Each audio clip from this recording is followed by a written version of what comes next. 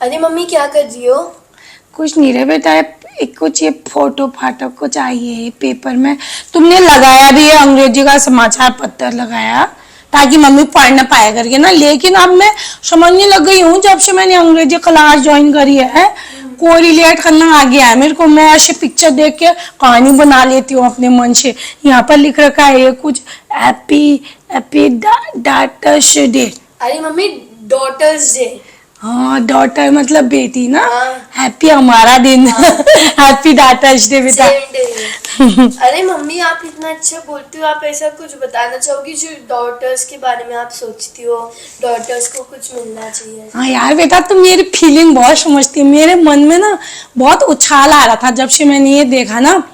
तो देख, जैसे मैं एक बेटी हूँ, मेरी भी एक तो बेटी है, तो इस तरह से ना मेरा बचपन भी बहुत सारे प्रश्नों के साथ बीता। तो मैं भविष्य में चाहती हूँ ये सब एक बेटी के साथ ना हो, वही आज साझा करती हूँ सब अपने साथियों के साथ और तेरे साथ भी। तेरे को भी मैंने पहले कभी नहीं बताया ना ये बात है। तो जैसे तेरे को बताया, हम 3 बहनें थी। तो लोग हमसे प्रश्न पूछते थे, मतलब हमसे, मतलब मैं बड़ी हो गई थी, समझने लग गई थी सब। तो मेरी इजा से यानी मम्मी से मेरी पूछते थे कि कितने बच्चे हैं आपके। जब मेरी मम्मी कहती थी 3 बेटियां हैं, तो वो पूछते थे बेटा नहीं है। तो मैं ये चाहती हूँ अब कोई लोग अगर पूछे ना कितने बच्चे हैं, 2 बेटियां हैं 1 बेटी है, तो प्रश्न ये ना उठे कि बेटा नहीं है, नहीं है। अगर कोई बाप आप घर बनाए, जमीन खरीदे, तो सिर्फ ये ना बोले कि मेरे बेटे का होगा, ये मेरे बड़े बेटे का होगा, ये मेरे छोटे बेटे का होगा। वो ये भी कहे कि ये मेरी बेटी का होगा, ये मेरी छोटी बेटी का होगा।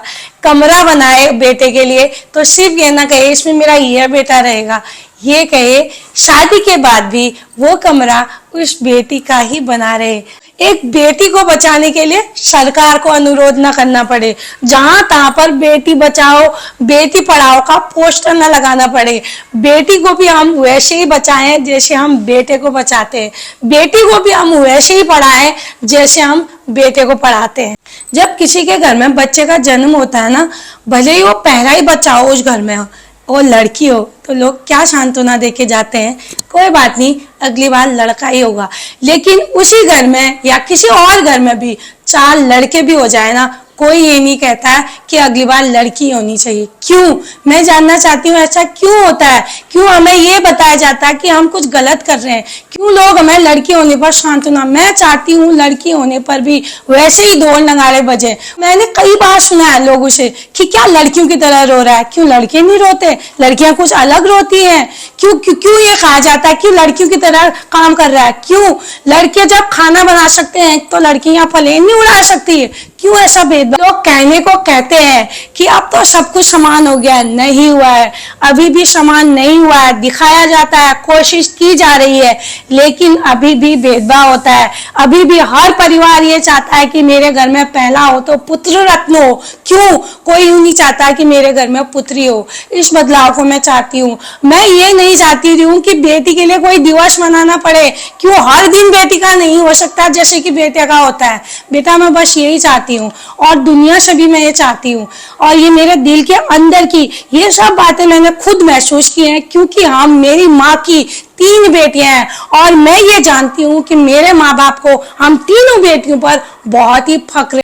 मेरे पिताजी ने कभी एहसास नहीं होने दिया कि मेरा बेटा नहीं है, लेकिन दुनिया ने कोई कसर नहीं छोड़ी। उसने हर बात में हमें सुनाया, हर बात में एहसास कराया कि अरे तुम तो दयनीय हो। रक्षाबंधन तुम थोड़ी मनाते होगे, तुम्हारा तो भाई नहीं है। भैया दूज में क्या करोगे? तुम्हारे यहाँ तो शरीर नहीं पूजा जाएगा क्योंकि तुम्हारा भाई नहीं है। और जब शादी हो गई तीनों की, अरे अब तो आप बूढ़े हो गए, कोई तो बुढ़ापे का सहारा चाहिए।